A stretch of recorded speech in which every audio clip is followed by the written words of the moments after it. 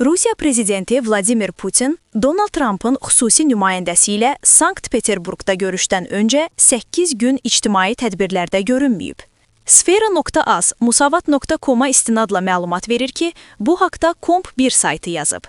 Kremlin saytında dərc olunan xəbərlərin təhlilinə əsasən 2025-ci ilin əvvəlindən bəri prezident ikinci dəfədir ki, uzun müddətli ictimaiyyətin gözündən itib. Əvvəlki 3 ildə Putinin iş qrafikində ilk 3 ayda belə tez-tez və uzun fasilələr olmayıb. Putin sonuncu dəfə Çinin Xarici İşlər Naziri Wang Yi və Serb Respublikasının prezidenti Milorad Dodiklə görüşüb, deyə ən müxtəlif mənbələr bildirib. Məlumata görə, aprelin 1-dən sonra Kreml yalnız əvvəlcədən lentə alınmış kimi görünən görüşlər haqda süjetlər yayıb. Belə ki, aprelin 1-dən 9-nadək Putinin Buryatiyanın rəhbəri Aleksey Tsedenov, Rusiya İxrac Mərkəzinin baş direktoru Veronika Nikishina, Mədəniyyət naziri Olga Lyubimova, Aeroflot şirkətinin rəhbəri Sergey Aleksandrovski, Moskva vilayətinin qubernatoru Andrey Varabyovla görüşləri haqda Kremlin rəsmi saytda dərc edilib. Bu görüşlərin isə əvvəldən lentə alındığı söylənilir.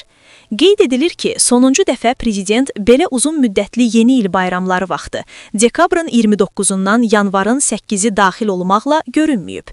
Ümumilikdə ilin əvvəlindən prezident kütləvi tədbirlərdə iştiraka 42 gün həsr edib.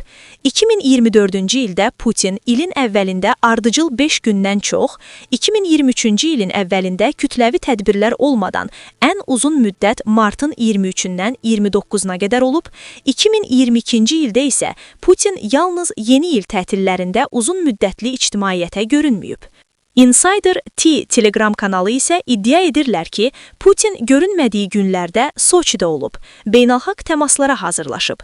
Digər mənbələr isə iddia edib ki, Putin ABŞ prezidenti Donald Trump'ın ticarətlə bağlı qərarını şərh etməkdən yayınmaq üçün gizlinə çəkilib. Putinin dünya bazarlarında qeyri-sabitliyə mənfi münasibəti var, lakin o hələlik bilərəkdən qərara sərt münasibət bildirməkdən çəkinib, mənbələrdən biri qeyd edib. Yada salaq ki, aprelin 11-də Putin və Trump'ın yaxın xüsusi nümayəndəsi Steve Witkoffla 4 saatdan çox davam edən qapalı formatda görüş keçirib. Tərəflər Ukraynadakı münaqişənin həlli, Rusiya və ABŞ liderləri arasında mümkün görüşləri müzakirə ediblər.